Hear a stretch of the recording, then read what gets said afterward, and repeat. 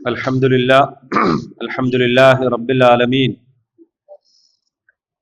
Wassalatu wassalamu ala Rasulil Ameen wa ala alihi wa sahbihi ajma'in. A'udhu billahi minash shaitanir rajim.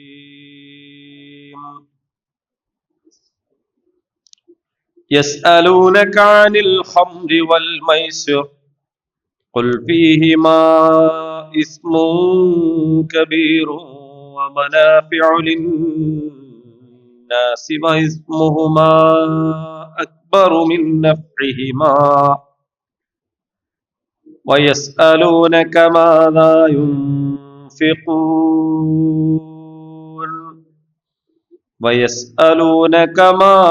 ينفقون قل العفو كذلك يبين الله لكم الآيات لعلكم تتفكرون.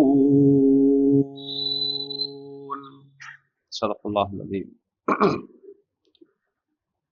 സൂറത്തുൽ ബഖറ 218 ആയത്തുകൾ നമ്മൾ ഇതിനകം മനസ്സിലാക്കി കഴിഞ്ഞു. 219 ആയത്താണ് ഇനി നമ്മുടെ മുമ്പിലുള്ളത്.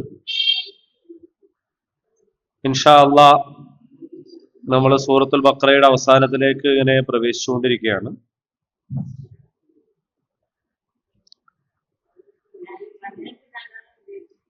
ഇന്നല്ലദീന ആമനു, നിശ്ചയമായും ഒരു കൂട്ടർ,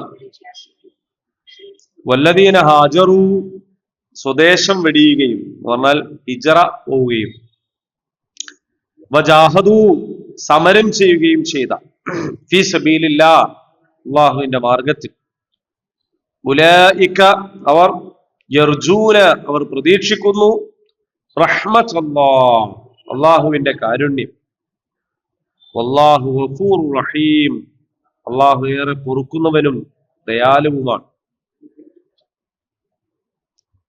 അതിനു മുമ്പ് 217 ആയത്തില് പറഞ്ഞിരുന്ന കാര്യം നമ്മൾ വിശദമായി സംസാരിച്ചു കഴിഞ്ഞതാണ്. റസൂലുള്ളാഹി സ്വല്ലല്ലാഹു അലൈഹി വസല്ലമയുടെ സ്വഹാബികളെ കുറിച്ച്, അവരുടെ പ്രവർത്തനങ്ങളെ കുറിച്ച് വളരെ മോശമായ രീതിയിൽ, അപകീർത്തികരമായ രീതിയിൽ അസംബന്ധങ്ങൾ പ്രചരിപ്പിച്ചുകൊണ്ടിരുന്ന ജാഹിലിയ ശക്തികളുടെ വർത്തമാനങ്ങൾക്കുള്ള യുക്തിസഹമായിട്ടുള്ള ശക്തമായ ഒരു മറുപടിയാണ് അതിൽ വന്നു കഴിഞ്ഞിട്ടുള്ളത്. അതിനുശേഷം നടത്തിയ ഒരു പ്രസ്താവമാണ്, എന്നാൽ സത്യവിശ്വാസം സ്വീകരിക്കുകയും അതിന്റെ പേരിൽ നാട് വെടിയുകയും അള്ളാഹുവിന്റെ മാർഗത്തിൽ ജിഹാദ് എന്ന് പറഞ്ഞാൽ കഠിനമായ ത്യാഗ പരിശ്രമങ്ങൾ, അധ്വാനം നടത്തുകയും ചെയ്യുന്നവരാണ് അള്ളാഹുവിന്റെ അനുഗ്രഹം പ്രതീക്ഷിക്കുന്ന ആൾക്കാർ. അള്ളാഹു ഏറെ പൊറുക്കുന്നവനും ദയാപരനുമാകുന്നു. അതാണ് ആ ആയത്തിലുള്ളത്. അത് ഒരുപാട് പറയാതെ തന്നെ മനസ്സിലാക്കാവുന്ന കാര്യമാണ്. സമ്പത്ത് കൊണ്ടും ശരീരം കൊണ്ടുമുള്ള ത്യാഗപരിശ്രമങ്ങളെ കുറിച്ചൊക്കെ പറഞ്ഞതിന് ശേഷം സമ്പത്തിനെയും ശരീരത്തെയും ബാധിക്കുന്ന, അതുമായി ബന്ധപ്പെട്ട സുപ്രധാനമായ ഒരു അന്വേഷണത്തിന്റെ മറുപടിയാണ് അടുത്ത ആയത്ത്. ഇവിടെ നേരത്തെ തന്നെ നമുക്ക് ശീലമുണ്ട്. യസ്അലൂനക, സഅല യസ്അലു, യസ്അലൂൻ, യസ്അലൂനക, നിന്നോടവർ ചോദിക്കുന്നു, നിന്നോടവർ ചോദിക്കുന്നു. അപ്പൊ ഇതിനു മുമ്പും ചില കാര്യങ്ങളൊക്കെ ചോദിച്ചിട്ടുണ്ട്, അതിനൊക്കെ മറുപടി പറഞ്ഞിട്ടുണ്ട്. ചോദിക്കുന്നതിനേക്കാൾ കൂടുതൽ അവർക്ക് എന്താണോ വേണ്ടത് അതിനാണ് മറുപടി കൊടുക്കുക. അതാണ് ഖുർആനിന്റെ ഒരു ശൈലി. അത് അള്ളാഹുവിന്റെ ഒരു സവിശേഷത കൂടിയാണ്. കാരണം അവർക്ക് എന്താണ് യഥാർത്ഥത്തിൽ തന്നെ അറിയേണ്ടത് എന്നും അവർക്ക് എന്താണ് ആവശ്യമുള്ളത് എന്നുമൊക്കെ അവരെക്കാൾ കൂടുതൽ അറിയുന്നവൻ അള്ളാഹുവാണ്. അള്ളാഹു അങ്ങനെ അതിന് മറുപടി കൊടുക്കും. അവ യസ്അലൂനക, അവർ നിന്നോട് ചോദിക്കുന്നു, അനിൽ ഖംർ, മദ്യത്തെ സംബന്ധിച്ച്, മദ്യം മദ്യം അല്ല, മദ്യം, മദ്യം എന്ന് പറഞ്ഞാൽ നടു, നടുവല്ല, മദ്യം. ദയയുടെ ദ, ഒരു ദയവുമില്ലെങ്കിലും ദയയുടെ ദ ആണ് മദ്യത്തിനുള്ളത്. വൽമൈസു, ചൂതാട്ടം. അപ്പോൾ അവർ നിന്നോട് ചോദിക്കുന്നത് മദ്യത്തെക്കുറിച്ചും ചൂതാട്ടത്തെ സംബന്ധിച്ചുമാണ്. ഖുൽ, ഖാല പറഞ്ഞു, യഖൂലു പറയുന്നു, ഖുൽ പറയുക, ഫീഹിമാ അവ രണ്ടിലും ഉണ്ട്, ഇസ്മുൻ കബീർ, ഇസ്മല്ല, ഇസ്മ എന്ന് പറഞ്ഞാൽ നാമം, ഇസ്മ എന്ന് പറഞ്ഞാൽ കുറ്റം. ഇസ്മുൻ കബീർ, ഗുരുതരമായ കുറ്റം. വമനാഫിഉ ലിന്നാസ്, ജനങ്ങൾക്ക് ചില ഉപകാരങ്ങളും. വ ഇസ്മുഹുമാ അവ രണ്ടിന്റെയും കുറ്റം, അക്ബർ വലുതാണ് എന്നല്ല, ഏറ്റവും വലുതാണ്, മിൻ നഫ്ഇഹിമാ അത് രണ്ടിന്റെയും ഉപയോഗത്തെക്കാൾ. യസ്അലൂനക അനിൽ ഖംറി വൽ മൈസിർ ഖുൽ ഫീഹിമാ ഇസ്മുൻ കബീർ വമനാഫിഉ ലിന്നാസ് വഇസ്മുഹുമാ അക്ബറു മിൻ നഫ്ഇഹിമാ. മദ്യത്തെയും ചൂതിനെയും കുറിച്ച് അവർ നിന്നോട് ചോദിക്കുന്നു, നീ അവരോട് പറഞ്ഞേക്കുക, അവ രണ്ടിലും വലിയ കുറ്റമാണുള്ളത്, ചെറിയ ചില ഉപകാരങ്ങൾ ഉണ്ടെങ്കിലും. എന്നാൽ അവയിലെ കുറ്റമാണ്, പാപമാണ് അവയിലെ ഉപകാരത്തെക്കാൾ ഏറ്റവും വലുത്. വയസ്അലൂനക അവർ നിന്നോട് ചോദിക്കുന്നു, മാദാ യുൻഫിഖൂൻ എന്താണ് ചെലവഴിക്കുന്നത്. ഖുൽ പറയുക, അൽ അഫ്വ മിച്ചമുള്ളതാണ് ചെലവഴിക്കുന്നത്. കദാലിക അപ്രകാരം, യുബയ്യിനുല്ലാഹ് അല്ലാഹു വിവരിക്കുന്നു, ലക്കും നിങ്ങൾക്ക്, അൽ ആയാത്ത് തെളിവുകൾ, ലഅല്ലക്കും തതഫക്കറൂൻ നിങ്ങൾ ചിന്തിക്കുന്നവരാകുവാൻ വേണ്ടി. ഇതാണ് ഇതിന്റെ വാക്കർത്ഥം. അപ്പൊ ഇതില് മദ്യത്തെയും ചൂതിനെയും കുറിച്ച് അവർ ചോദിക്കുന്നു, എന്താണ് ചെലവഴിക്കേണ്ടത് എന്നും ചോദിക്കുന്നു. ചോദ്യം പല നിലക്കും ഉണ്ടാവും, നമ്മൾ അതിനെക്കുറിച്ച് പറഞ്ഞിട്ടുണ്ട്. ചില ചോദ്യം ചോദ്യമായിട്ട് തന്നെ ചോദിക്കും, കാര്യങ്ങൾ മനസ്സിലാക്കാൻ വേണ്ടി ചോദിക്കും. ചിലത് നിഷേധിക്കാൻ വേണ്ടി ചോദിക്കും, ചിലത് ഊരിച്ചാടാൻ വേണ്ടി ചോദിക്കും, അല്ലെ? ചിലത് വേറെ ചില ഉദ്ദേശങ്ങൾ വെച്ചുകൊണ്ട് ചോദിക്കും. അങ്ങനെ വ്യത്യസ്തമായ ചോദ്യങ്ങളുണ്ട്.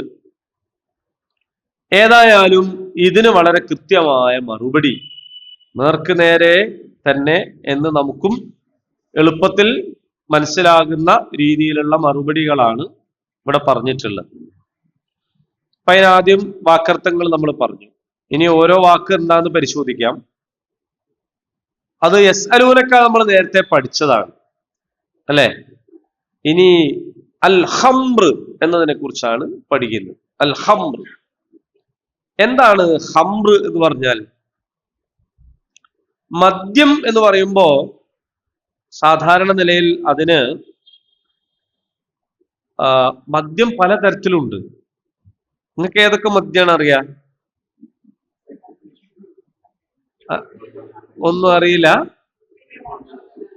നല്ല ആൾക്കാരാ അല്ലേ? നിങ്ങൾക്ക് മദ്യത്തെ കുറിച്ചൊന്നും അറിയില്ല. എന്നാലും ഒന്ന് പറഞ്ഞു നോക്ക്. കള്ള് ചെത്തിക്കൊണ്ടുവന്ന് കാണാറുണ്ട്. കള്ളിനെ കുറിച്ച് അറിയാം. പിന്നെന്താ അറിയാം? ചാരായം നിരോധിക്കപ്പെട്ടതാണ് കേരളത്തിൽ, അല്ലേ? റാക്ക് എന്ന് പറയുന്ന ഒരു ബോർഡ് ആദ്യം എല്ലാ സ്ഥലത്തും കാണായിരുന്നു, ചാരായ ഷോപ്പ്. അറാഖ്, അറാഖ് ഏത് വായിക്കൂലെന്ന് തോന്നുന്നു, അത് സൈലന്റാ. പക്ഷെ വായിക്കുമ്പോ റാക്ക് എന്നാണ് വായിക്കുക, അതറിയാം. പിന്നെ നമ്മളെ പാലം കടന്ന ഉടനെയുള്ള ഒരു പീടികയില് വിദേശ മദ്യം, സ്വദേശ നിർമ്മിത വിദേശ മദ്യം എന്ന് എഴുതി വെച്ച് കാണാം. അത് പിന്നെ എങ്ങനെ വിദേശ മദ്യാവുക എന്നുള്ളത്? അപ്പോ അങ്ങനെയൊക്കെ പല മദ്യങ്ങളും ഉണ്ട് അല്ലേ? പിന്നെ വീഞ്ഞ് വീഞ്ഞ് ഏ എടുക്കുന്നതൊക്കെ പലതൊന്നുമാണ്. ബിയർ ബിയർ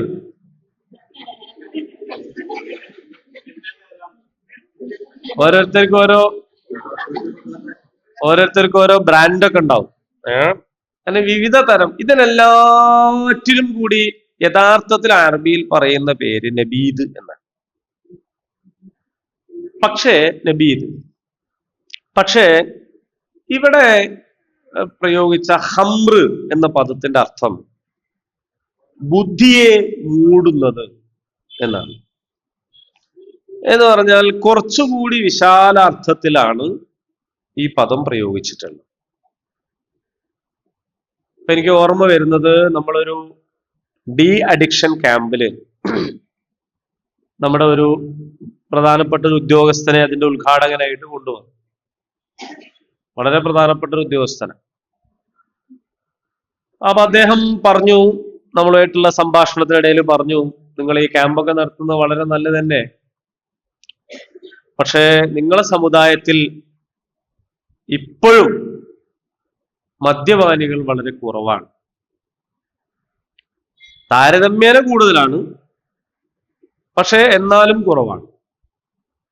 മുമ്പത്തേതിനെ അപേക്ഷിച്ച് കൂടുതലാണ്, പക്ഷേ ഇപ്പോഴത്തെ ഒരു സ്ഥിതി നോക്കുകയാണെങ്കിൽ മൊത്തം സാമുദായിക കണക്കെടുത്താൽ കുറവാണ്. എന്നിട്ട് അദ്ദേഹം പറഞ്ഞു, ഇതെനിക്ക് പ്രസംഗത്ത് പറഞ്ഞൂടാ, ഞാനൊരു ഉദ്യോഗസ്ഥനായതുകൊണ്ട് ഇങ്ങനെ സാമുദായികമായിട്ട് അങ്ങനെ കണക്ക് തിരിച്ചു പറയാൻ പറ്റില്ല, നിങ്ങളോട് സ്വകാര്യത്വം പറയാണ്.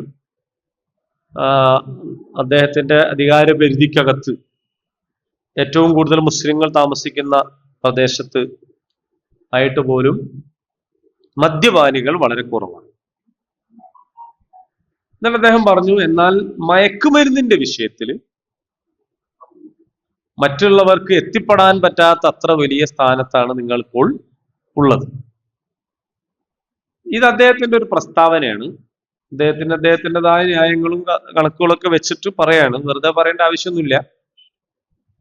പിന്നത്തത് അദ്ദേഹത്തിന്റെ നിഗമനമാണ്. ഇനി അയാൾ പറയുന്നത് അദ്ദേഹത്തിന്റെ നിഗമനമാണ്.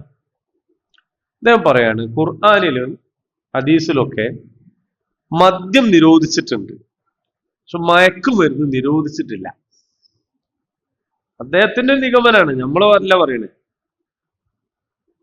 ഒരു കാരണം അതായിരിക്കാം. കാരണം നിങ്ങൾ നല്ല മതബോധമുള്ളവരാണല്ലോ, ചെറുപ്പം മുതലേ മദ്രസയിലൊക്കെ പഠിക്കുന്നവരാണ്, എല്ലാ കുട്ടികളെയും മദ്രസ പഠിപ്പിക്കും, ഇല്ലെങ്കിൽ ഉസ്താദുമാര് വീട്ടിൽ ചോർന്നാനെങ്കിലും വരും. ഇങ്ങനെ ഉണ്ടല്ലോ. ഈ മദ്രസ അധ്യാപകരുമായിട്ട് മതപഠനം പഠിപ്പിക്കുന്ന ആൾക്കാരുമായിട്ട് നിങ്ങൾക്ക് വീടുകൾക്ക് വലിയ ബന്ധമാണ്, മറ്റു സമുദായത്തെ പോലല്ല. അപ്പൊ അതുകൊണ്ട് ഈ ഖുർആനിലും ഹദീസിലൊക്കെ മദ്യം നിരോധിച്ചിരിക്കുന്നു, അതേസമയത്ത് മയക്കുമരുന്ന് നിരോധിച്ചിട്ടില്ല. ഇതായിരിക്കും ഒരു കാരണം. രണ്ടാമത്തെ കാരണം അദ്ദേഹം പറയുന്നത്, ഇപ്പോഴും മദ്യത്തോട് നിങ്ങളെ സമുദായത്തിന് വലിയ അലർജിയാണ്. പെണ്ണെടുക്കുന്ന വിഷയത്തിലും പെണ്ണിനെ കൊടുക്കുന്ന വിഷയത്തിലും ഒക്കെ മുമ്പത്തേക്കാൾ കുറച്ചുകൂടി ലൂസായിട്ടുണ്ട്. എന്നാലും മറ്റു സമുദായങ്ങളെ അപേക്ഷിച്ച് കല്യാണ വീടുകളിൽ മദ്യം വിളമ്പാന്നൊക്കെ പറയുന്നത് ഉള്ളിൽ എവിടെങ്കിലും പറകിലൊക്കെ എവിടെയോ നടക്കുന്നുണ്ടാവും എന്നല്ലാതെ അതൊരു അറിയപ്പെട്ട് നടത്തുന്ന ഒരു കാര്യമല്ല. പിന്നെ പള്ളിയുമായിട്ട് എപ്പോഴും ബന്ധപ്പെടുന്ന ഒരു സമുദായമാണ് നിങ്ങൾ. 5 നേരം അല്ലെങ്കിൽ വെള്ളിയാഴ്ചെങ്കിലും പള്ളിയിൽ വരുമല്ലോ. അപ്പോഴൊക്കെ മദ്യം കഴിച്ച ആളെ വേഗം തിരിച്ചറിയാൻ കഴിയും, സ്മെല് ചെയ്യും. പക്ഷെ ഈ മറ്റേ സാധനം ഉണ്ടല്ലോ, MDMA, ഇതൊന്നും നാവിന്റെ അടിയിൽ വെക്കുന്നത്, കൈയും കാലും മുറിച്ചിട്ട് കയറ്റി വെക്കുന്നത്, സ്റ്റാമ്പ്, അത് ഇത് മണപ്പിക്കൽ പരിപാടി, ഇതൊന്നും അടുത്തിരിക്കുന്ന ആള് ചെയ്തിട്ടുണ്ടെങ്കിൽ തിരിച്ചറിയില്ല. അവര് പ്രത്യേകിച്ചൊരു മണോ ഒന്നും ഉണ്ടാവില്ല എന്ന് മാത്രമല്ല, ചിലപ്പോ അയാളൊക്കെ കമ്മിറ്റിയിലൊക്കെ വന്നിരുന്ന നല്ല ഉശിരുള്ള അഭിപ്രായമൊക്കെ പറയും, അങ്ങനെ നല്ലൊരു മൂഡിലായിരിക്കും ഉണ്ടാവുക. അങ്ങനെ ഇതുകൂടി ആയിരിക്കും കാരണം എന്ന് അദ്ദേഹത്തിന്റെ ഒരു നിഗമനം പറഞ്ഞ് നിങ്ങളോട് പങ്കുവെക്കുകയാണ്. രണ്ടാമത്തെ നിഗമനത്തിലെ രണ്ടാമത്തെ പോയിന്റിനെ കുറിച്ച് ഇപ്പൊ നമുക്ക് ചർച്ചല്ല, നമുക്ക് വേറൊരു അവസരത്തിൽ ചർച്ച ചെയ്യാം. ഒന്നാമത്തെ പോയിന്റ് അദ്ദേഹത്തിന്റെ നിഗമനം തെറ്റാണ്. കാരണം അൽ ഹംറ് എന്ന് പറഞ്ഞാൽ ബുദ്ധിയെ മറക്കുന്ന എല്ലാ ലഹരി പദാർത്ഥങ്ങളും അൽ ഹംറാണ്. അത് ഗോതമ്പിൽ നിന്നുണ്ടാക്കുന്നതായാലും മറ്റിതര ധാന്യങ്ങളിൽ നിന്നുണ്ടാക്കുന്നതായാലും മുന്തിരിയിൽ നിന്നോ ഈത്തപ്പഴത്തിൽ നിന്നോ തേനിൽ നിന്നോ ഉണ്ടാക്കുന്നതായാലും എല്ലൊക്കെ മദ്യം ഉണ്ടാക്കും. ഏത് പഴച്ചാറുകളിൽ നിന്ന് ഉണ്ടാക്കുന്നതായാലും ധാന്യങ്ങളിൽ നിന്നുണ്ടാക്കുന്നതായാലും ഇനി ഇങ്ങനെയൊന്നും അല്ലാതെ എസൻസുകൾ മാത്രം ചേർത്തുകൊണ്ട് നേരത്തെ പറഞ്ഞ പോലെ സ്വദേശ നിർമ്മിത എന്നൊക്കെ പറയുന്ന യാതൊരു ബന്ധവും ഒരു ഫലവർഗങ്ങളുമായിട്ടില്ലാത്ത രീതിയിൽ പണ്ട് നമ്മുടെ നാട്ടിലൊക്കെ വളരെ വ്യാപകമായിരുന്ന കള്ളവാറ്റുകൾ ഉണ്ടായിരുന്നു. ഇപ്പൊ എന്തുകൊണ്ടാ കള്ളവാറ്റ് അധികം ഇല്ലാത്തത് നിങ്ങൾക്ക് ആർക്കെങ്കിലും അറിയോ?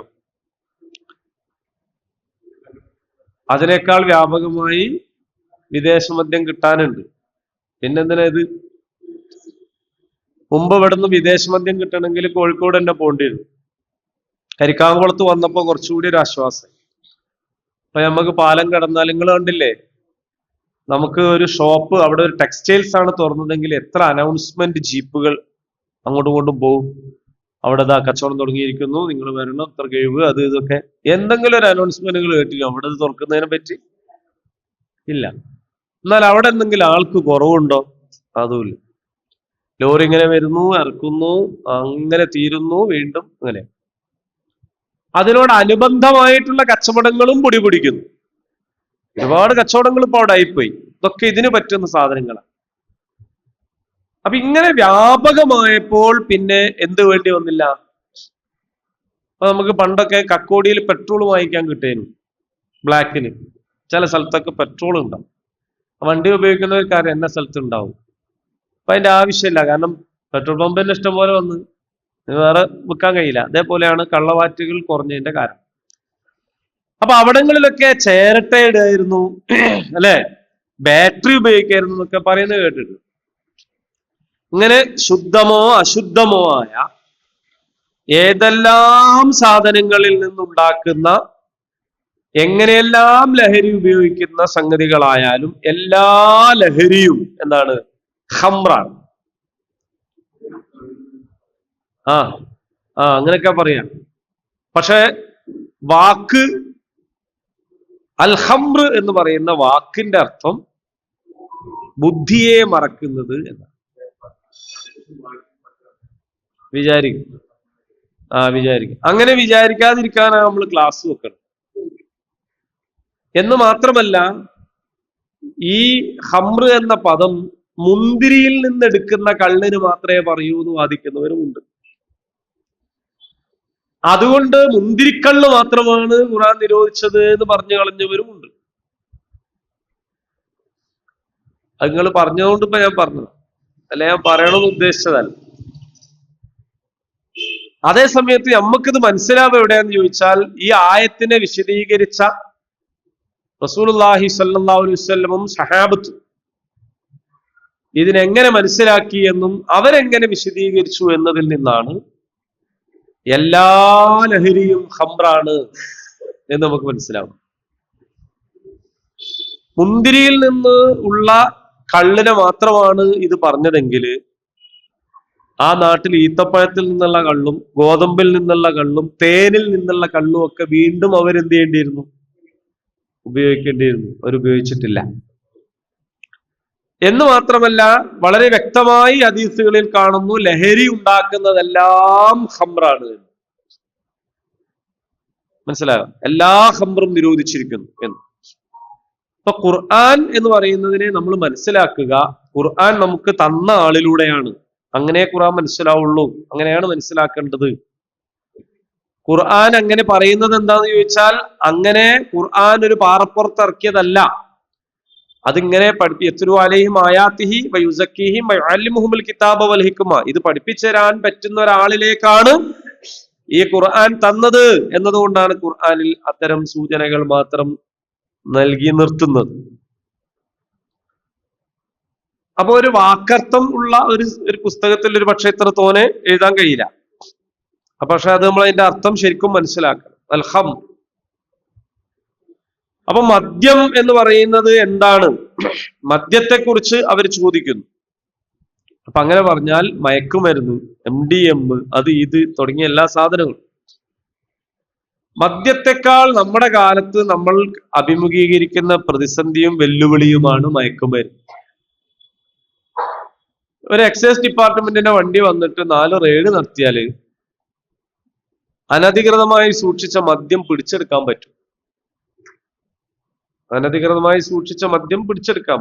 വീട്ടിലാണെങ്കിലും കടകളിലാണെങ്കിലും വാഹനത്തിലാണെങ്കിലും ഒരു നിശ്ചിത അളവ് മദ്യം വെക്കാൻ പാടുള്ളൂ എന്ന് എക്സൈസ് നിയമമാണ്. അതിനപ്പുറം സൂക്ഷിക്കണമെങ്കിൽ ലൈസൻസ് വേണം. അപ്പൊ ലൈസൻസ് ഇല്ലാത്ത മദ്യം പിടിച്ചെടുക്കാൻ കഴിയും. പക്ഷെ ഈ മയക്കുമരുന്നിന്റെ പ്രശ്നം എന്താണെന്ന് ചോദിച്ചാൽ, ഉപയോഗിക്കപ്പെടുന്ന മയക്കുമരുന്നുകൾ മയക്കുമരുന്നായിട്ട് പഠിച്ചതല്ല. നിങ്ങൾക്ക് മനസ്സിലാവുന്നുണ്ടോ?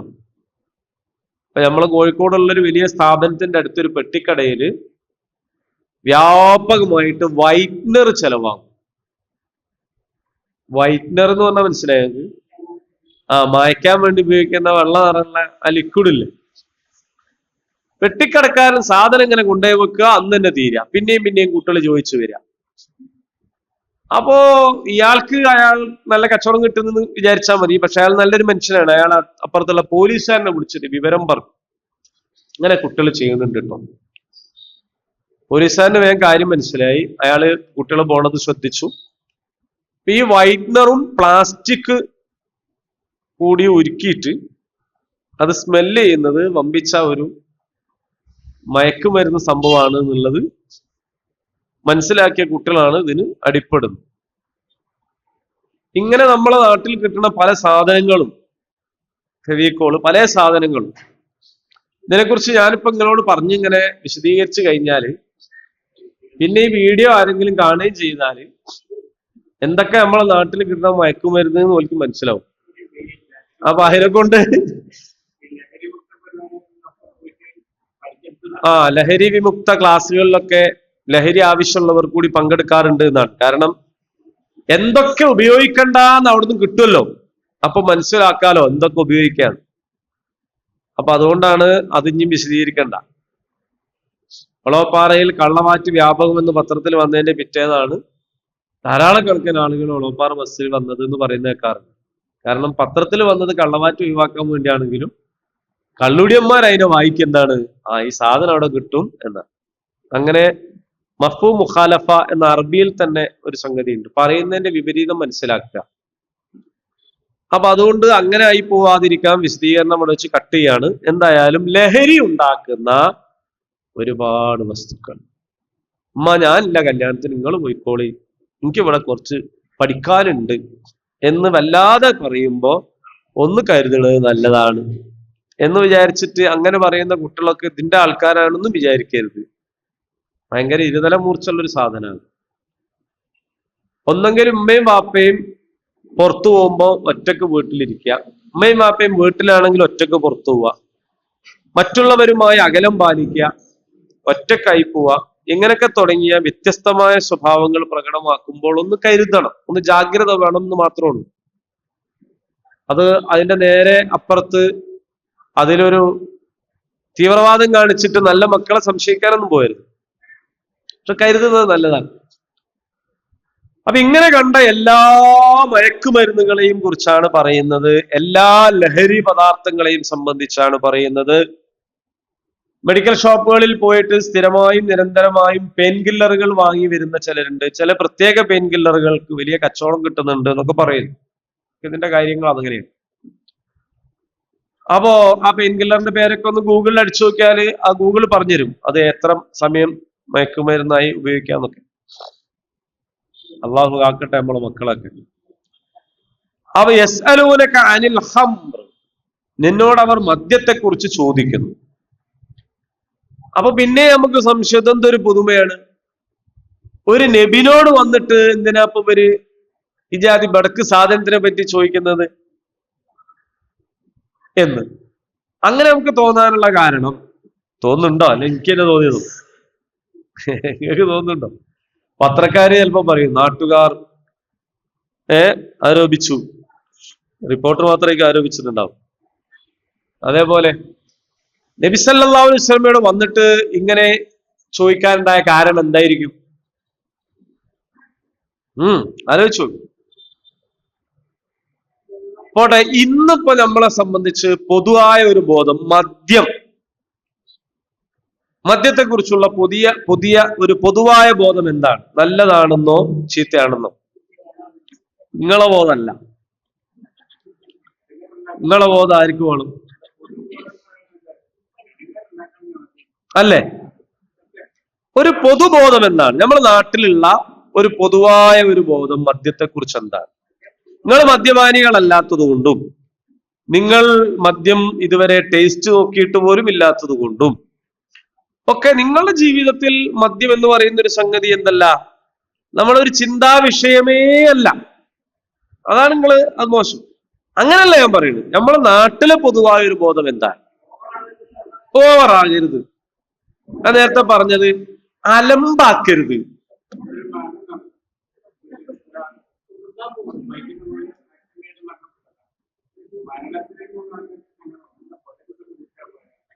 കുടിച്ചാൽ വയറ്റിൽ കിടക്കണം എന്നേ ഉള്ളൂ. വയറ്റിൽ കിടക്കൂല, അതിനെല്ലാം കുടിക്കുന്നതും. പക്ഷെ അങ്ങനെയാണ് എല്ലാവരും പറയാ, അല്ലെ? അടങ്ങിയിരുന്നൂടെ? അപ്പോ പൊതുവായ ഒരു ബോധം ഇതെന്തല്ല, ഒരു വലിയ തെറ്റൊന്നുമല്ല.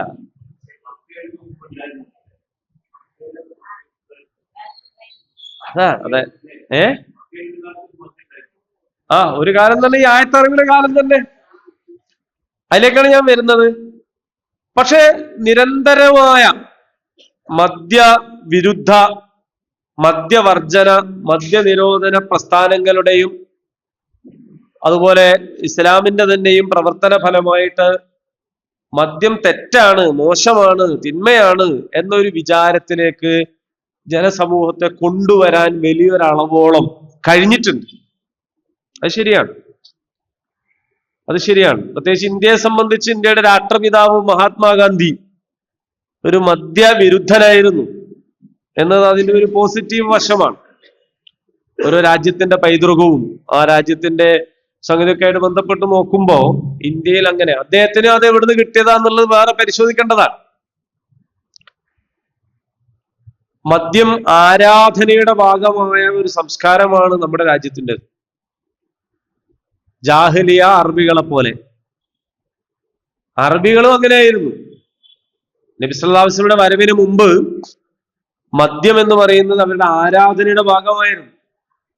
വിഗ്രഹാരാധനയോട് കെട്ടുപിണഞ്ഞു കിടക്കുന്ന ഒരു സംഗതിയാണ് മദ്യം എന്ന് പറയുന്നത്. എവിടെ വിഗ്രഹാരാധനയുണ്ടോ അവിടെയൊക്കെ ഈ സംഗതി ഉണ്ടാവും. ഇത് തമ്മിലുള്ള ഒരു പരസ്പരം ഉള്ളൊരു സംഗതിയാണ്. അപ്പൊ പണ്ട് ജാഹിലിയ അറബികളിലും അത് ഉണ്ടായിരുന്നു, പിൽക്കാലത്തും അത് വന്നു. അങ്ങനെ ഇപ്പോ ഒരു മദ്യം വിഷമാണ്, അല്ലെ? ശ്രീനാരായണ ഗുരു കേരളത്തിന്റെ ഒരു നവോത്ഥാന നായകനാണ്. അദ്ദേഹം അതിനെ കുറിച്ച് പറഞ്ഞു, മദ്യം വിഷമാണ്, അത് വിൽക്കരുത്, അത് ചെത്തരുത്, അല്ലെ? അത് കുടിക്കരുത്. അദ്ദേഹത്തിന്റെ അനുയായികളോട് പറഞ്ഞു, നിങ്ങളുടെ ഈ മദ്യം കത്തിക്കുന്നവരെ ചേറ്റുകത്തി, നിങ്ങളുടെ ചേറ്റുകത്തിയേക്കാൾ നിങ്ങൾക്ക് നല്ലത് ക്ഷൗരക്കത്തിയാണ്. മനസ്സിലായോ? നിങ്ങൾ മുടിയും താടിയും പഠിച്ച് പൈസ ഉണ്ടായിക്കോ. നിങ്ങൾ എന്ത് ചെയ്യരുത്, ഇത് ചെത്താൻ പോകരുത് എന്ന് പറഞ്ഞു. ആ ശ്രീനാരായണീയ പ്രസ്ഥാനത്തിന്റെ നേതാക്കന്മാര് മലയാളത്തിലെ ഏറ്റവും വലിയ അബ്കാരി കോൺട്രാക്ടർമാരാണ് ഇപ്പോ. അങ്ങനെയും സംഭവിക്കാം. വിഗ്രഹാരാധനക്കെതിരെ പറഞ്ഞ് ഇബ്രാഹിം നബിന്റെ പേരിൽ വിഗ്രഹം ഉണ്ടാക്കി വെച്ചല്ലേ, അതിലും വലുതാണോ? അല്ലെ? അപ്പോ ഏതായാലും ഇപ്പൊ നമ്മളെ മന്ത്രിമാരിൽ ചിലരൊക്കെ ഇറക്കുന്ന പ്രസ്താവന ഉണ്ട്, മദ്യം ആഹാരത്തിന്റെ ഭാഗമാണ്. എന്താണ്? ഇതിനെ നോർമലൈസ് ചെയ്യാണ്. ഇതൊരു മോശമാണ്, ഇതൊരു തെറ്റാണ്, ഇതൊരു വൃത്തികെട്ട പരിപാടിയാണ് എന്നതിൽ നിന്ന് മെല്ലെ മാറിയിട്ട് ഇതിനെന്താക്കണം, ഒരു സാധാരണ ഒരു ഫുഡ് ഐറ്റമായിട്ട് ഇതിനെ കൊണ്ടുവരാം. അങ്ങനെയുള്ള ഒരു ബോധപൂർവമായ ഒരു ശ്രമം എന്തിനാണ് അവരെ നടത്തുന്നത് ഇപ്പൊ ഞാൻ പറയാം. ഇങ്ങനെ സമൂഹത്തിൽ മദ്യം എന്ന് പറയുന്നത് ഒരു തിന്മയായി മനസ്സിലാക്കപ്പെട്ടിട്ടില്ലാത്ത ഒരു കാലത്താണ് ഈ ചോദ്യം യസ്അലൂനക അനിൽ ഖംർ, മദ്യത്തെക്കുറിച്ച് അവർ നിന്നോട് ചോദിക്കുന്നു. രണ്ടാമത്തെ ചോദ്യം വൽ മൈസർ, ചൂതിനെ കുറിച്ചാണ്. ആ കാലത്ത് പ്രത്യേകിച്ചും ഒട്ടകങ്ങളെയും കുതിരകളെയും ഒക്കെ വെച്ചിട്ട് ചില മത്സരങ്ങൾ ഉണ്ടാവുകയായിരുന്നു. അവരൊരു പ്രത്യേകമായ കോളങ്ങളും കള്ളികളും ഒക്കെ വരച്ചിട്ട് അതിന് ചില മാർക്കൊക്കെ കൊടുത്തിട്ട് ചില മത്സരങ്ങൾ സംഘടിപ്പിക്കും. അതിൽ പരാജയപ്പെടുന്നവൻ ജയിക്കുന്ന ആൾക്ക് പൈസ കൊടുക്കണം. ആ പൈസയിൽ നിന്ന് അഗതികൾക്ക്, പാവപ്പെട്ടവർക്കൊക്കെ നിശ്ചിത വിഹിതം കൊടുക്കുന്ന ഏർപ്പാടും ഉണ്ടായിരുന്നു. മനസ്സിലായോ? ചിലതൊക്കെ എന്ത് ചെയ്യും, അങ്ങനെ ദാനം കൊടുക്കുന്ന ഏർപ്പാടുണ്ട്. നമ്മുടെ നാട്ടിലെ ഏറ്റവും വലിയ കള്ളക്കടത്തുകാരനായിരിക്കും ഏറ്റവും വലിയ ധർമ്മിഷ്ഠനാവുക. എല്ലാ തിരിച്ചു മനസ്സിലാക്കരുത് ഇതൊന്നും. നല്ല ധർമ്മിഷ്ഠരൊക്കെ അങ്ങനെ മനസ്സിലാക്കരുത്. പക്ഷേ തിന്മ ചെയ്ത് അതിലൂടെ ഉണ്ടാക്കുന്ന സമ്പാദ്യത്തെ നല്ല കാര്യത്തിന് ഉപയോഗിക്കുന്ന ഒരു രീതി. അപ്പൊ ഈ ചൂത് കളിച്ചിട്ട് പൈസ കിട്ടി അതിൽ നിന്ന് എന്ത് ചെയ്യായിരുന്നു, ചില ധർമ്മമൊക്കെ, എന്നിട്ട് അതിൽ അവർ അഭിമാനിക്കുകയായിരുന്നു. ഞാൻ ഇത്ര ചൂതിലൂടെ നേടി, ഞാൻ ഇത്ര കൊടുത്തു. മറ്റൊരു വിളിക്കും, കളിക്കാൻ. ഞാനില്ല, ഈ പിശുക്കനാണ്, നീ പാവങ്ങൾക്ക് അത് കൊടുക്കണതിനെതിരല്ലേ എന്നൊക്കെ ചോദിക്കും. നമ്മൾ ബസ്സിൽ മൂന്നാളിരിക്കുമ്പോ നാളെയാണ് കാരുണ്യ കാരുണ്യ കാരുണ്യ എന്ന് വന്നിട്ട് നമ്മളെ രണ്ടപ്പുറത്തുപ്പുറത്തുള്ള ടിക്കറ്റ് എടുത്ത് ഞാൻ എടുത്തില്ല. എന്തൊരു പിശുക്കൻ, എത്രയോ വികലാംഗർക്ക് ഉപകാരപ്പെടുന്ന ഒരു സാധനല്ലേ, ഈ വല്ലാത്തൊരു പിശുക്കൻ തന്നെയാണ്. കാരുണ്യ ലോട്ടറി വിൽക്കണോൻ അംഗപരിമിതനാണ്. നിങ്ങളൊരു ടിക്കറ്റ് എടുത്താൽ ഓന അതിനുകൊണ്ട് ജീവിക്കാം. ഓന ടിക്കറ്റ് കൊടുത്ത ഹോൾസെയിലർ അയാൾക്ക് ജീവിക്കാം. ഈ പൈസ എല്ലാം കൂടി സ്വരൂപിച്ചിട്ട് അവസാനം സർക്കാർ എന്തിനാണ് ഈ പൈസ ചെലവാക്കുന്നത്? കാരുണ്യ എന്ന് പറയുന്ന സാധനം ഒരു ബെനവലന്റ് ഫണ്ടൊക്കെ അല്ലേ, ഒരുപാട് രോഗികളെ ചികിത്സിക്കാനാണ്. അപ്പൊ ഇങ്ങനൊക്കെ ഉപകാരമുള്ള ഒരു സാധനത്തിന് ടിക്കറ്റ് എടുക്കാത്ത നീയൊക്കെ എന്ത് മനുഷ്യനാണോ എന്ന് ചോദിക്കുമ്പോ അങ്ങനെ എടുത്തു വേണം. ഈ രീതിയിൽ ചൂതിൽ ചേരാത്ത ആളുകളെ ആക്ഷേപിക്കുകയും ചൂതാട്ടം എന്ന് പറയുന്നത് ഒരു അഭിമാനമായിട്ട് കാണുകയും ചെയ്തിരുന്ന ഒരു കാലമാണ്. അപ്പൊ നമ്മൾ മനസ്സിലാക്കണം, ചൂത് എന്ന് പറഞ്ഞാൽ, ചൂതാട്ടം എന്ന് പറഞ്ഞാൽ അതില് ലോട്ടറി പെടും എന്ന് നമ്മളുടെ ആൾക്കാർക്ക് ഇപ്പോഴും മനസ്സിലായിട്ടില്ല. ലോട്ടറി എന്ന് പറഞ്ഞ സാധനല്ലേ,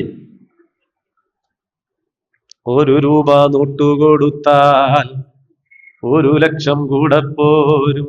ഏത് സിനിമയിലല്ലേ അതിനകത്ത്? അടൂർവാസി പാടിയ പാട്ടല്ലേ? ഏത് സിനിമയിലായിരുന്നു?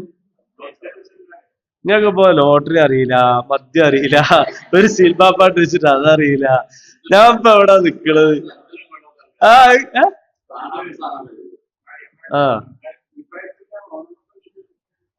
എന്തായാലും ആ 1 ഉറുപ്യ കൊടുത്തിട്ട് 1 ലക്ഷം കിട്ടുന്ന ലോട്ടറി കാലമല്ല ഇത്. ഓണം ബമ്പറിന് 500 ഉറുപ്യ ടിക്കറ്റിന്. അപ്പോ 25 കോടി, 500 രൂപ ഒരു ടിക്കറ്റ് എടുക്കാൻ. നിങ്ങൾ ആലോചിച്ച് നോക്കൂ, ഒരു വീട്ടില് ഒരു മനുഷ്യൻ ഒരു ദിവസം പണിയെടുത്ത് 500 ഉറുപ്യന്റെ ടിക്കറ്റ് എടുത്ത് വന്നാൽ ഉണ്ടാകുന്ന ഒരു അവസ്ഥ എന്തായിരിക്കും ആ വീട്ടിലെ, അല്ലേ? ഈ ചൂതാട്ടം നമ്മളെ നാട്ടിൽ നടക്കാണ്. എത്രയോ പേർ രാവിലെ സുബഹിക്ക് എണീറ്റ് പോയിട്ട് നടത്തുന്ന കച്ചവടമാണ്. പിന്നെ നമ്മൾ വിചാരിക്കേണ്ട എപ്പോഴെങ്കിലും ഒരു ബസ് കയറി ആരും ടിക്കറ്റ്, അങ്ങനൊന്നല്ല. ടിക്കറ്റ് എടുക്കുന്നത് ഒരു ലഹരിയാണ്. ഈ ലഹരിയും ടിക്കറ്റും തമ്മിൽ, ഈ ലോട്ടറി ചൂതാട്ടവും ഹംറും തമ്മിൽ വലിയ ബന്ധമുണ്ട്. ചീട്ടളിക്കലും കള്ളുടിക്കലും തമ്മിൽ ബന്ധമല്ലേ? അങ്ങനെ തന്നെ അധികം ലഹരിയാവും. പണ്ട് നിങ്ങൾക്ക് ഓർമ്മല്ലേ, കള്ളുടിയന്മാരും ചീട്ടളിക്കാരും എന്ന് പറഞ്ഞാല് അത് ഒരേ സാധനല്ലേ? ഈ ലഹരിയും ചൂതാട്ടവും തമ്മിൽ വലിയ ബന്ധമുണ്ട്. അപ്പൊ ഇടയ്ക്കൊരു സമ്മാനം കടിക്കും, അപ്പൊ ഒന്നുകൂടി ഒരു താല്പര്യം വരും. ഇങ്ങനെ അപ്പൊ രാവിലെ പോയിട്ട് ടിക്കറ്റ് എടുത്ത് ആ വിചാരിച്ച അക്കങ്ങൾ കിട്ടിയിട്ടില്ലെങ്കിൽ അടുത്ത സ്ഥലത്ത് പോയി എടുത്ത്, ഇങ്ങനെയൊക്കെയാണ്.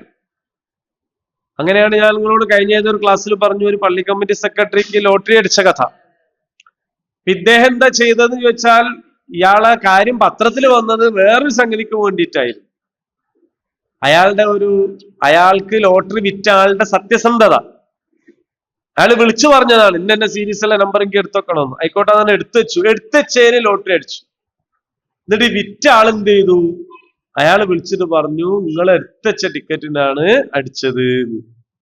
അയാൾ എന്ത് നല്ല മനുഷ്യനെ നിങ്ങൾ ആലോചിച്ചു. അയാൾ ഏതാ എടുത്തുവെച്ചത് ഇയാൾക്ക് അറിയില്ലല്ലോ.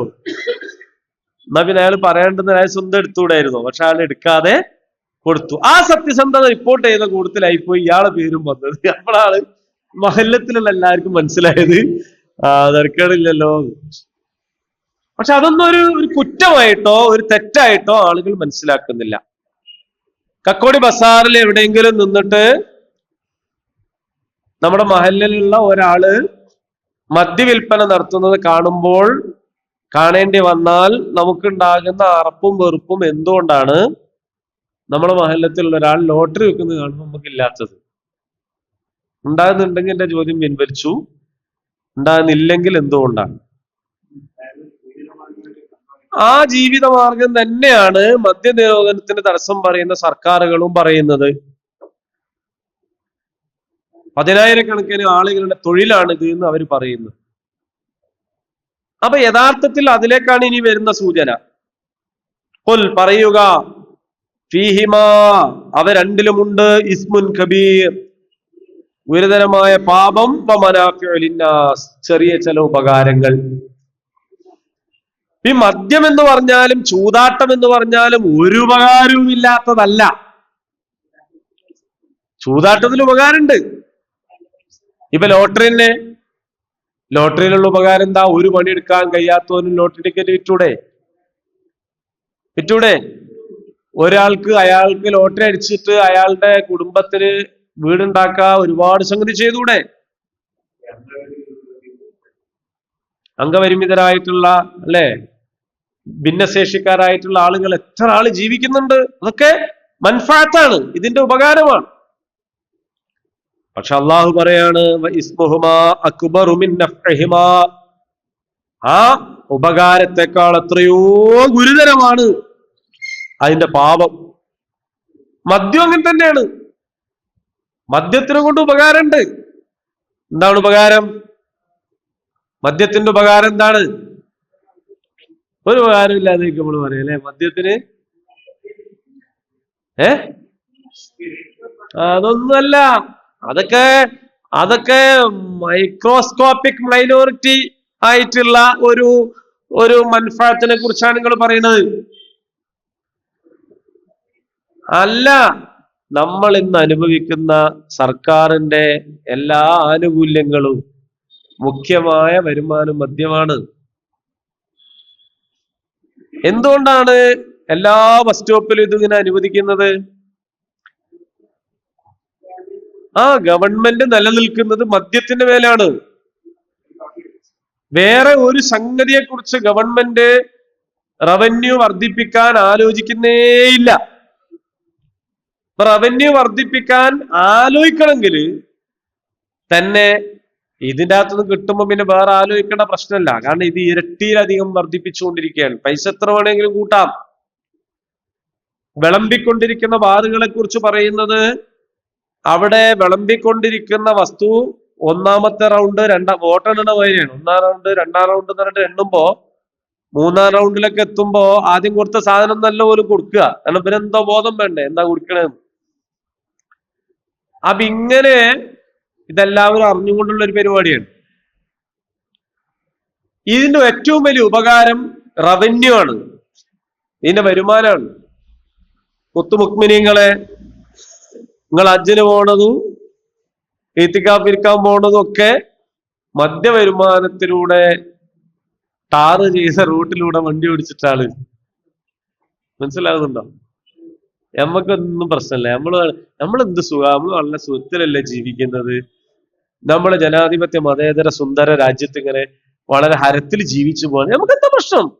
നമ്മളൊരു തകരാറിനും പോകണ്ട, നമുക്കും ഒരു തകരാറുമില്ല അല്ലെ? അങ്ങനല്ലേ നമ്മൾ പറയാ.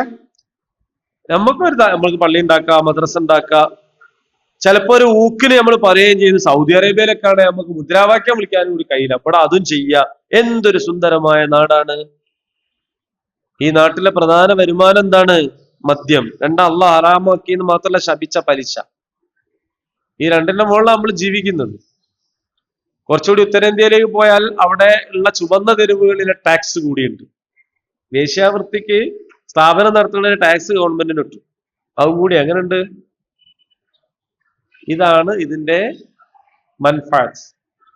അള്ളാഹു പറയാണ്, ആ ഉപകാരത്തെക്കാൾ എത്രയോ ഭീകരമാണ് അതിന്റെ പാപം എന്ന് പറയുന്നു. പക്ഷെ യഥാർത്ഥത്തിൽ ഈ റവന്യൂ നഷ്ടാണെന്നാണ് കേട്ടോ അറിയുള്ളവർ പറയുന്നത്. പക്ഷെ അത് എങ്ങനെയെന്ന് വെച്ചാൽ ടോട്ടാലിറ്റിയിൽ നോക്കുമ്പോഴാണ്. ചെറിയ ചിന്തല്ലേ നമുക്കുള്ളൂ, അപ്പൊ കാര്യം നടന്നോളും. അതുകൊണ്ടാണ് യഥാർത്ഥത്തിൽ മദ്യത്തിൽ നിന്ന് കിട്ടുന്ന വരുമാനത്തെക്കാൾ കൂടുതലാണ് മദ്യം മൂലം തകർന്നു പോകുന്ന കുടുംബത്തിന്റെ, നമ്മുടെ രാജ്യത്തിന്റെ ഏറ്റവും വലിയ സമ്പത്ത് മനുഷ്യ വിഭവശേഷിയാണ്. നമ്മുടെ രാജ്യത്തെ മനുഷ്യ വിഭവശേഷി തകരാനുള്ള മെയിൻ കാരണം മദ്യമാണ്. എത്രയോ വീടുകളിലെ അമ്മമാർ വിധവകളാവാൻ പ്രാർത്ഥിക്കുന്നത് മദ്യം കൊണ്ടാണ്. രണ്ടാമത് പറഞ്ഞ മനസ്സിലായി നിങ്ങൾക്ക്? ആദ്യം പറഞ്ഞത് എല്ലാവർക്കും മനസ്സിലായി. രണ്ടാമത് പറഞ്ഞത് എന്താണ്? ചില പെണ്ണുങ്ങൾ സ്വയം പ്രാർത്ഥിക്കുകയാണ്, ദൈവമേ എന്നെ വിധവയാക്കി തരണേ എന്ന് പറഞ്ഞാല് ഈ ചങ്ങാരിയൊന്ന് കൊന്നു തരണേ. കാരണം എമ്മാതിരി ആക്രമണങ്ങളാണ് നടന്നുകൊണ്ടിരിക്കുന്നതെന്നറിയോ? അമ്പിച്ച ആക്രമണമാണ്. നമ്മളെ രാജ്യം ഭരിക്കുന്ന ആള് പറയുന്നത് മുത്തലാഖ് കൊണ്ട് രാജ്യത്തെ വനിതകൾ പ്രയാസപ്പെടുകയാണ് എന്നാണ്. അല്ലേ? മുത്തലാഖ് കൊണ്ടാണോ പ്രയാസപ്പെടുന്നത്? ഈ രാജ്യത്തെ ഏറ്റവും കൂടുതൽ അമ്മമാര് പ്രയാസപ്പെടുന്നത് മദ്യം കൊണ്ടാണ്. കുട്ടികൾ അനാഥരാകുന്നത് മദ്യം കൊണ്ടാണ്.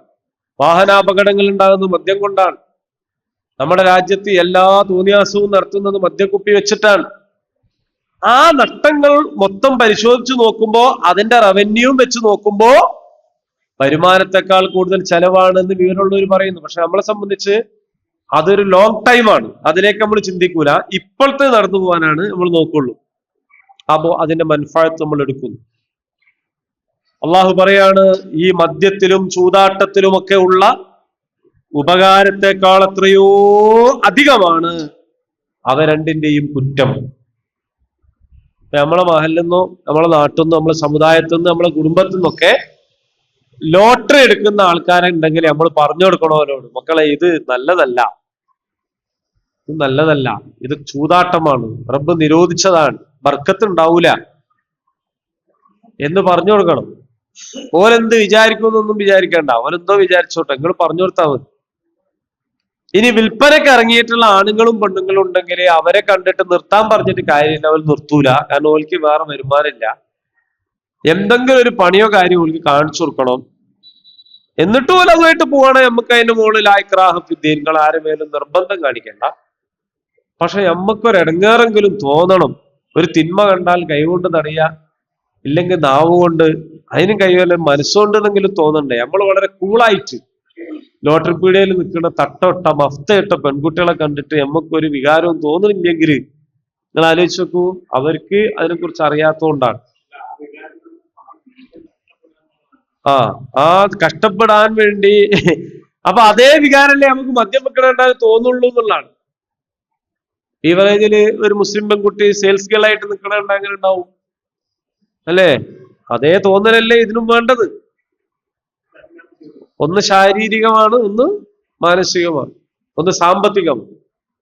അപ്പൊ അതുകൊണ്ട് നമ്മൾ ബോധവൽക്കരിക്കണം, നമ്മൾ ബദൽ സംവിധാനം ഉണ്ടാക്കണം. മുസ്ലിം സംഘടനകൾക്ക് അതിൽ ഉത്തരവാദിത്വമുണ്ട്, മഹല്ലിന് ഉത്തരവാദിത്വമുണ്ട്, വ്യക്തികൾക്ക് ഉത്തരവാദിത്വമുണ്ട്. ബോധവൽക്കരണം നടത്തുക, അവരെ അതിൽ നിന്ന് മോചിപ്പിച്ചു കൊണ്ടുവരിക. ബർക്കത്തും ഉണ്ടാവില്ലല്ലോ. ഇനി ഒക്കെ പോട്ടെ, ലോട്ടറി അടിച്ചിട്ട് കഴിച്ചില്ല ആരെങ്കിലും നിങ്ങൾക്ക് പരിചയം? ലോട്ടറി അടിച്ചിട്ടേ, എന്റെ കുടുംബത്തിലുള്ള ഒരാൾക്ക് ലോട്ടറി അടിച്ചിരുന്നു. ഞാൻ 5ാം ക്ലാസ് പഠിക്കുമ്പോഴാണ്, ഓർമ്മയുണ്ട്. ഒരിക്കലും എന്നെ വിളിച്ചു, ഇവിടെ വന്നു. ഞാൻ ചെന്നു. നോട്ടിന്റെ കെട്ട് 20 ഉറുപ്പ്യന്റെ കെട്ടാണ്. ഒന്ന് 20 ഉറുപ്പ്യന്റെ ഒക്കെ കെട്ടുണ്ട്. പറിച്ചിട്ട് എനിക്ക് ഇവിടെ തന്നു. ഞാനാകെ അത്ഭുതപ്പെട്ടു. 20 ഉറുപ്പ്യ 5 ദിവസം കഴിച്ചിട്ടുള്ള സമയത്ത് 20 ഉറുപ്പ്യ കിട്ടിയാ ഞാൻ എന്താ തൊട്ട് കാട്ടുക? 20 ഉറുപ്പ്യ മുഴുവൻ കിട്ടിയിട്ടാകെ ബേജാറായിപ്പോയി. അപ്പൊ എന്താ കാര്യം എന്ന് വെച്ചാൽ ഐസിന് 5 ദിവസമല്ലേ ഉള്ളൂ. പക്ഷെ ആ മനുഷ്യനാണെന്ന് ഞങ്ങളെ കുടുംബത്തിൽ ഏറ്റവും ദാരിദ്ര്യം അനുഭവിക്കുന്ന വ്യക്തി. അന്ന് ടാക്സിയിലേനും പോക്ക് ആകെ 1 ലക്ഷം അടിച്ചിട്ടുള്ളൂ. അതിന് 60,000 ഉറുപ്പിക കിട്ടുള്ളൂ. ബാക്കിയൊക്കെ ടാക്സ് ആയിട്ടും മറ്റൊക്കെ ആയിട്ട് പോകും. അന്നത്തെ 1 ലക്ഷം 5ാം ക്ലാസ്, ഞാൻ 3ാം ക്ലാസ് പഠിക്കും. അന്നത്തെ 60,000 ഉറുപ്പിക എന്ന് പറഞ്ഞാല് മഹാസംഭവം തന്നെ ആയിരിക്കും. പക്ഷെ ഇതെന്റെ സ്വന്തം അനുഭവം ഞാൻ പറയും. ലോട്ടറി അടിച്ച കാശ് കൊണ്ട് ആരും എന്താകുന്നില്ല, ലക്ഷം. പറഞ്ഞു കൊടുക്കണം നമ്മൾ ആളുകൾക്ക്, ഇങ്ങനെ ചെയ്യരുത്, ഇത് തെറ്റാണ്, ഇത് മോശമാണ്. ശരി, തിരിച്ചു വരാം. യസ്അലൂനക അനിൽ ഖംറി വൽ മൈസിർ. കള്ളുകുടിയന്മാരെ ഉപദേശിക്കുന്നതിനേക്കാൾ നിങ്ങൾ ഉപദേശിക്കണം ലോട്ടറിയുമായിട്ട് ബന്ധപ്പെട്ട്. ഇനി നിങ്ങൾക്ക് ഇഷ്ടപ്പെട്ടാലും ഇല്ലെങ്കിലും ഒരു കാര്യം കൂടി ഞാൻ പറയാം. ഇഷ്ടപ്പെട്ടാലും ഇല്ലെങ്കിലും എന്നുള്ള മുഖവരാണ്. പൈസയും കാറും കിട്ടാനല്ല ചായപ്പൊടി വാങ്ങേണ്ടി. ചായ കാച്ചാനാണ് ചായപ്പൊടി വാങ്ങേണ്ടി. കാറ് കിട്ടാൻ ചായപ്പൊടി വാങ്ങണോ ലോട്ടറി തന്നെയാണ്. അത് നിങ്ങൾക്ക് ഇഷ്ടപ്പെട്ടാലില്ലെങ്കിലും പറയേണ്ടതിന്റെ ബാധ്യത. അപ്പൊ തിരിയുന്നുണ്ട്. അതുകൊണ്ട് അവർ നിന്നോട് ചോദിക്കുന്നു മദ്യത്തെക്കുറിച്ചും ചൂതിനെക്കുറിച്ചും. ഖുൽ ഫീഹിമാ ഇസ്മുൻ കബീർ. പറയുക, അതിൽ ഗുരുതരമായ കുറ്റമുണ്ട്. വമനാഫിഉ ലിന്നാസ്. ജനങ്ങൾക്ക് ചില ഉപകാരങ്ങളുമുണ്ട്. വഇസ്മുഹുമാ അക്ബറു മിൻ നഫ്ഇഹിമാ. എന്നാൽ അതിലെ കുറ്റമാണ് ഉപയോഗത്തെക്കാൾ ഏറ്റവും വലുത്. അപ്പൊ ഇസ്ലാമിക ശരീഅത്തിലെ വളരെ മൗലികമായ ഒരു കാര്യം കൂടി ഇതിലൂടെ നമുക്ക് മനസ്സിലായി തരുന്നുണ്ട്. ഇതുകൂടി നിങ്ങൾ പഠിക്കുക. അതെന്താന്ന് ചോദിച്ചാൽ, നമുക്കിപ്പോ എല്ലാ കാര്യങ്ങളും പുതിയതായി വരുന്ന എല്ലാ കാര്യവും ഖുർആനിൽ ഉണ്ടാവില്ല. ഖുർആനിൽ അടിസ്ഥാനമാണ് ഉണ്ടാവുക. അപ്പൊ ഈ അടിസ്ഥാനത്തിൽ നിന്ന് നമ്മൾ ബാക്കി കാര്യങ്ങൾ ചിന്തിക്കണം, മനസ്സിലാക്കണം. ഒരു കാര്യം വേണോ വേണ്ടേ എന്ന് തീരുമാനിക്കാൻ, അത് കച്ചവടമാണെങ്കിലും വേറെ എന്ത് ഇടപാടാണെങ്കിലും കല്യാണാലോചനയാണെങ്കിലും ഏത് സംഗതിയാണെങ്കിലും നമ്മളെ മുമ്പ് ഒരു സാധനം വേണോ വേണ്ടേ തീരുമാനിക്കാൻ നമ്മളൊരു കോളത്തില് അപ്പുറത്തുപ്പുറത്ത് എഴുതുക. അതിന്റെ ഗുണങ്ങൾ ഇന്നത്, ദോഷങ്ങൾ ഇന്നത്, ഗുണങ്ങൾ ഇന്നത്, ദോഷങ്ങൾ. നമ്മളിപ്പോ ഒരു സ്ഥലത്ത് പോകാൻ തീരുമാനിച്ചാൽ അതിന്റെ ഗുണം ഇന്നത്, ദോഷം ഇന്നത്. ഒരു കാര്യം പറയാൻ പോവാണ്, യെസ് പറഞ്ഞാൽ ഇന്ന ഗുണം ഇന്ന ദോഷം, നോ പറഞ്ഞാൽ ഇന്ന ഗുണം ഇന്ന ദോഷം. അങ്ങനെ മെറിറ്റും ഡിമെറിറ്റും എഴുതി നോക്കിയാൽ നമുക്ക് മനസ്സിലാവും അതിലെന്താ ചെയ്യേണ്ടത്. അതിന്റെ ഒരു സ്കെയിലാണ് ഇപ്പോൾ ഇവിടെ തരുന്നത്. നിങ്ങൾക്ക് ഗുണമാണോ ദോഷമാണോ കൂടുതൽ?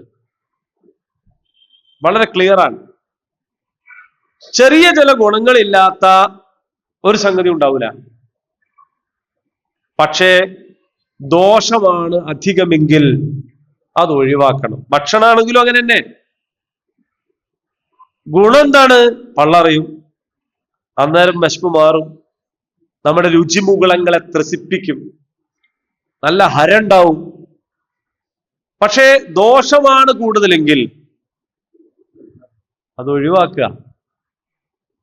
ഗുണമാണ് കൂടുതലെങ്കിൽ, അപ്പൊ ഈ ഒരു എല്ലാ കാര്യങ്ങളുടെയും ഒരു അളവുകോൽ, ഗുണവും ദോഷവും വളരെ കൃത്യമായിട്ട് അള്ളാഹു ഹറാമാക്കിയ മുഴുവൻ കാര്യങ്ങളും മഹാപാപവും ദോഷവുമായിരിക്കും അതിൽ കൂടുതൽ ഉണ്ടാവുക. അത് നമുക്ക് മനസ്സിലാക്കാൻ കഴിയും. അപ്പൊ അങ്ങനെ നമുക്ക് ഉള്ളൊരു അളവുകോൽ കൂടിയാണ് ഈ പറഞ്ഞത്. രണ്ടാമത്തത് വേറൊരു പാഠം ഇതിലുള്ളത്, അള്ളാഹു താല മദ്യം നിരോധിച്ചത് ഘട്ടം ഘട്ടമായിട്ടാണ്. അപ്പൊ ഇവിടെ നിരോധിച്ചിട്ടില്ല. ഇവിടെ മദ്യം നല്ലതാണ് എന്നും അഭിമാനകരമാണ് എന്നും അതുകൊണ്ട് ഗുണമാണുള്ളത് എന്നും വിശ്വസിച്ചു പോകുന്ന ഒരു സമൂഹത്തോട് മദ്യം ദോഷമാണ്, അത് ഗുണകരമല്ല എന്ന് പഠിപ്പിക്കുകയാണ് ചെയ്തിട്ടുള്ളത്. ഞാൻ പറഞ്ഞില്ലേ, നമ്മൾ ജാഹിലിയ കാലത്ത് തന്നെ ആയിരുന്നു ഉള്ളത്. പിൽക്കാലത്ത് ചെറിയ ചില മാറ്റങ്ങൾ വന്നിരുന്നു. വീണ്ടും നമ്മളെ ജാഹിലിയത്തിലെ തിരിച്ചു കൊണ്ടുപോകാൻ വേണ്ടിയിട്ടുള്ള ശ്രമമാണ് ഇവിടെ നടത്തുന്നത്. ആ ശ്രമത്തിന്റെ ഭാഗമാണ് മദ്യം ഭക്ഷണത്തിന്റെ ഭാഗം എന്നൊക്കെ പറഞ്ഞുള്ള പ്രസ്താവനയൊക്കെ വരുന്നത്. അപ്പൊ ഇങ്ങനെ മദ്യത്തെ ഒരു നോർമലൈസ് ചെയ്ത് കൊണ്ടിരിക്കുന്ന ഒരു കാര്യം ഞാൻ പറഞ്ഞു. ഈ ഒരു കാലത്ത് നബി സല്ലല്ലാഹു അലൈഹി വസല്ലം എന്ത് പഠിപ്പിക്കുന്നു? മദ്യം മോശമാണ്. അങ്ങനെ അല്പാൽപം ഘട്ടം ഘട്ടമായിട്ട് ഒരു സമൂഹത്തെ വളർത്തിക്കൊണ്ടുവരിക എന്നതാണ് അതിലൂടെ ചെയ്യുന്നത്. അങ്ങനെയാണ് പലിശ നിരോധിച്ചത്, അങ്ങനെയാണ് മദ്യം നിരോധിച്ചത്. അത് ഇസ്ലാമിന്റെ ഒരു സ്റ്റൈലാണ്, കുറേശ്ശെ കുറേശ്ശെ കുറേശ്ശെ. എന്നാൽ ആദർശ കാര്യത്തിൽ കുറേശ്ശെ ഇല്ലട്ടോ, അവിടെ ഫുൾ സ്റ്റോപ്പാ. 365 വിഗ്രഹങ്ങൾ ആരാധിക്കുന്ന മുശ്രിക്കീങ്ങളെ നിങ്ങൾ 5 ഒഴിവാക്കി, 360 മതി, പിന്നെ 10 കൂടി ഒഴിവാക്കി. ഇങ്ങനല്ല. ലാ ഇലാഹ ഇല്ലല്ലാഹ്, അല്ലാഹു അല്ലാത്തൊരു ഇലാഹുല്ല. അത് വിഗ്രഹമാണെങ്കിലും വ്യക്തിയാണെങ്കിലും നേതാവാണെങ്കിലും സ്വന്തം ഇച്ഛയാണെങ്കിലും എന്താണെങ്കിലും ഇലാഹിന്റെ സ്ഥാനത്ത് അല്ലാഹ് മതി, വേറൊന്നുമില്ല. അവിടെ വേറെ വർത്താനില്ല. അതേസമയം നിസ്കാരം പോലും നിങ്ങൾ നോക്കൂ, 5 വക്ത് ജമാഅത്ത് നിസ്കാരം അതില്ല, ജുമ അതില്ല, ഘട്ടം ഘട്ടമായിട്ട്. ദുശീലങ്ങളിൽ നിന്നുള്ള മാറ്റം ഘട്ടം ഘട്ടമായിട്ടാണ്. നോമ്പ് ആദ്യമൊക്കെ മാസത്തിന് 3 ദിവസം നോമ്പ് ഇങ്ങനെയൊക്കെ, റമദാനിലെ മുഴുവൻ നോമ്പ് വന്നത് പിന്നെയാണ്. പക്ഷെ ആദർശ കാര്യത്തിൽ അങ്ങനല്ല. ഒറ്റയടിക്ക് നിങ്ങൾ എന്ത് ചെയ്യണം? അപ്പൊ ഒരാൾ ആദർശത്തിൽ വിശ്വസിച്ച പിറ്റേന്ന് മുതൽ തന്നെ അയാൾക്ക് ഇങ്ങനെല്ലാം കൂടി കഴിഞ്ഞോളൊന്നുമില്ല. അതും നിങ്ങൾക്ക് മനസ്സിലാക്കാം. നല്ലൊരു കുടിയൻ ഷാത്തെൽമ വലിയ വന്നാ അന്ന് തന്നെ കുടിച്ചില്ലെങ്കിൽ ചിലപ്പോ എന്താവും? ഓനാകെ ഇതായിപ്പോ. അപ്പോ ഘട്ടം ഘട്ടമായിട്ട് ഇത്തരം കാര്യങ്ങളിൽ നിന്ന് മനുഷ്യനെ മോചിപ്പിക്കുന്ന ഒരു സ്റ്റൈലാണ് അല്ലാഹു തആല പരിവർത്തനത്തിന് കണ്ടിട്ടുള്ളത്. ആദർശമാറ്റമാകട്ടെ അതിന് ഘട്ടം ഘട്ടമല്ല. ഫിർഔനിന്റെ ആൾക്കാര് മൂസാ നബിനെ എതിർക്കാൻ വേണ്ടി വന്ന് അപ്പൊ തന്നെ എന്തായി?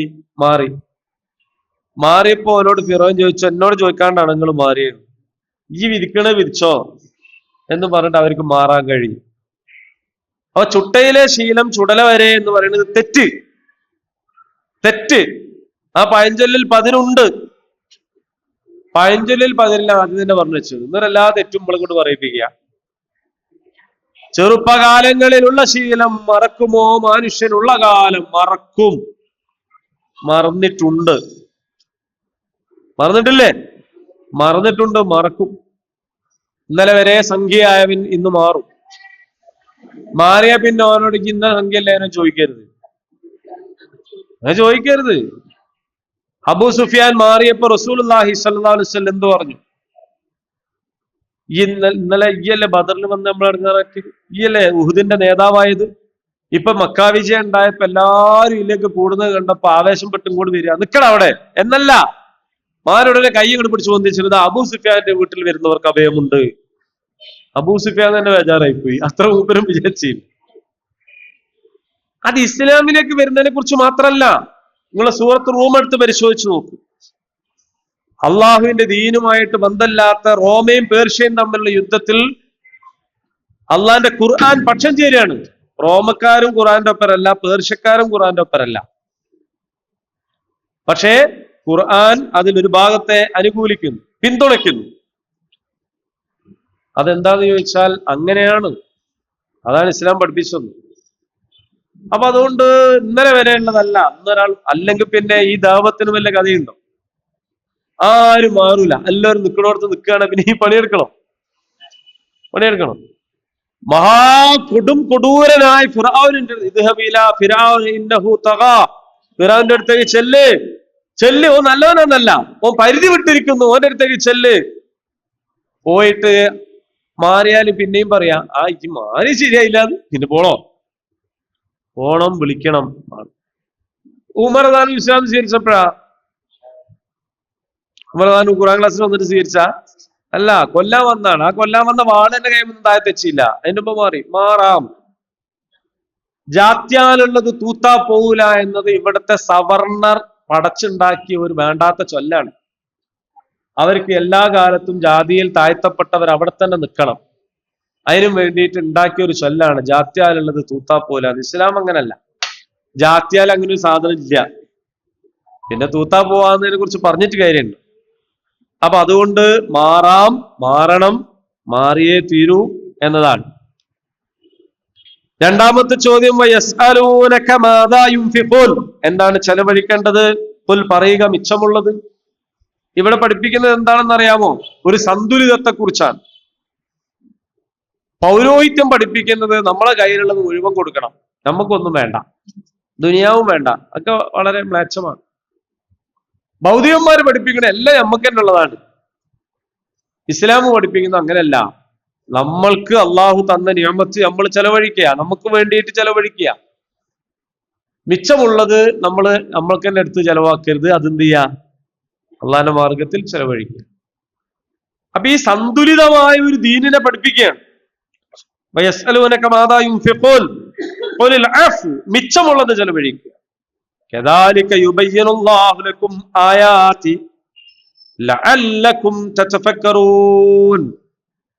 അങ്ങനെ അള്ളാഹു വിവരിക്കുകയാണ്. എന്ത് തെളിവുകള്? എന്തിനാണ്? നിങ്ങൾ എന്താവാൻ വേണ്ടിയിട്ടാണ്? ചിന്തിക്കുന്നവരാകാൻ. നിങ്ങളെല്ലാരും ചിന്തിക്കുന്നവരാണോ? ആണോ? എന്തൊക്കെ ചിന്തിക്കലുണ്ട്? എന്തെല്ലാം ചിന്തിക്കലുണ്ട്? ഇന്നിപ്പോ എന്താ കൂട്ടാൻ വെക്കാൻ കിട്ടാൻ പഠിച്ചോനെ? ചിന്തിക്കലില്ലേ? ഉണ്ട്. നമ്മള് കച്ചവടക്കാർ എന്തൊക്കെ ചിന്തിക്കും? ഇന്നിപ്പോ ലീവാണ്, ഞായറാഴ്ച എന്താക്കും, ഇപ്പൊ നാളത്തേക്ക് ആ പേയ്മെന്റ് എങ്ങനെ കൊടുത്ത് തീർക്കുക, അങ്ങനെ ചിന്തിക്കും. പലതും ചിന്തിക്കും. അതൊക്കെ ഡെയിലി റുട്ടീനാണ്, നമ്മുടെ ജീവിതത്തിലെ നിത്യനിദാനമായ കാര്യങ്ങളാണ്. ഇന്നിപ്പോ കല്യാണത്തിന് പോകണ്ടല്ലോ, എങ്ങനെ പോവാ? ഇന്നലെ ഒരു കല്യാണത്തിന് പോയില്ലല്ലോ, എന്താ അവരോട് പറയാ, അല്ലെ? ഇന്ന് കല്യാണത്തിന് പോകുമ്പോ ഇപ്പൊ എന്താണ് അവിടെ ബോക്സിൽ ഇടുക, എഴുന്നപ്പോ പൈസ കിട്ടുക, ഇങ്ങനെ ഒരുപാട് കാര്യങ്ങൾ നമ്മൾ നിത്യജീവിതത്തിൽ ചിന്തിക്കുന്നതാണ്. നിങ്ങൾ കണ്ടോ തീവണ്ടി പോകുമ്പോ നായി കാത്തിക്കുന്നുണ്ട്? നിങ്ങള് റെയിലിന്റെ അടുത്ത് ഇല്ല, ഇവിടെ റെയിലില്ലല്ലോ. ട്രെയിന് പോയി തീരുന്നവരെ നായി അവിടെ നിൽക്കൂ. എന്തിനാ നിൽക്കണ്? നായിക്കറിയാം അപ്പൊ ഞാൻ അങ്ങോട്ട് കടന്നാൽ എന്താവും. നായിക്കറിയാം, നായ അത് പോണവരെ കാത്തുനിന്ന് അത് പോയിട്ടാ നായി കടക്കുള്ളൂ. നമ്മൾ വിചാരിക്കും നമുക്ക് മാത്രമേ ബുദ്ധിയുള്ളൂ, പക്ഷെ നായിക്ക് ബുദ്ധിയുണ്ട്. മീൻ ചട്ടിന്റെ അടുത്ത് വന്ന പൂച്ചന്റെ തലമണ്ടക്ക് ആ കത്തിന്റെ കണയോണ്ട് ഒരു കൊട്ടുങ്ങൾ എന്തെങ്കിലും കൊടുത്തിട്ടുണ്ടെങ്കിൽ പിന്നെ പൂച്ച 4 വഴിക്ക് വരൂല. അതെന്താ? പൂച്ചക്കറിയാം ഞാൻ അവിടെ പോയാൽ തട്ടി വെക്കും. ഇതെല്ലാ ജന്തുക്കളുടെയും ഡെയിലി ചിന്താശേഷിയാണ്. മനുഷ്യനോടൊന്ന് ചിന്തിക്കാൻ പറഞ്ഞത് ഇതല്ല. ഇതെന്തായാലും നിങ്ങൾ ചിന്തിക്കും.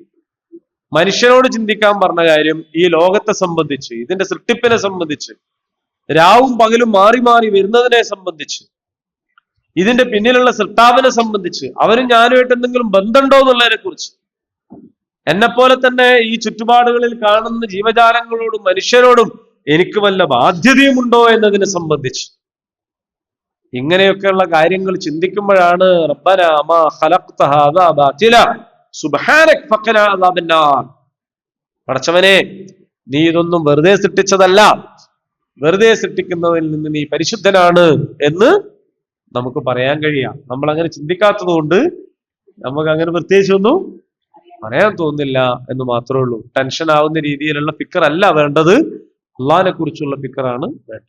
അള്ളാഹു അനുഗ്രഹിക്കുമാറാകട്ടെ. നമുക്ക് വളരെ പ്രിയപ്പെട്ട ഒരാളായിരുന്നു വേങ്ങേരിൽ മരിച്ചുപോയ അർമാൻ ഖാൻ, അല്ലെ? അർമാൻ ഖാൻ, NK അബ്ദുറഹ്മാൻ.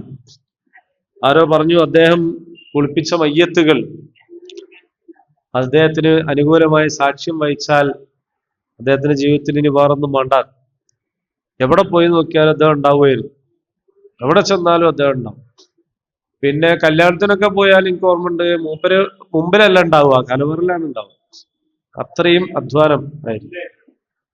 ജീവിതത്തില് ഒരു പക്ഷേ നമുക്കൊന്നും പറഞ്ഞാൽ പോലും മനസ്സിലാവാത്ത അത്രയും വലിയ ത്യാഗങ്ങൾ അദ്ദേഹം സഹിച്ചിട്ടുണ്ട്, അത്രയധികം സഹിച്ചിട്ടുണ്ട്.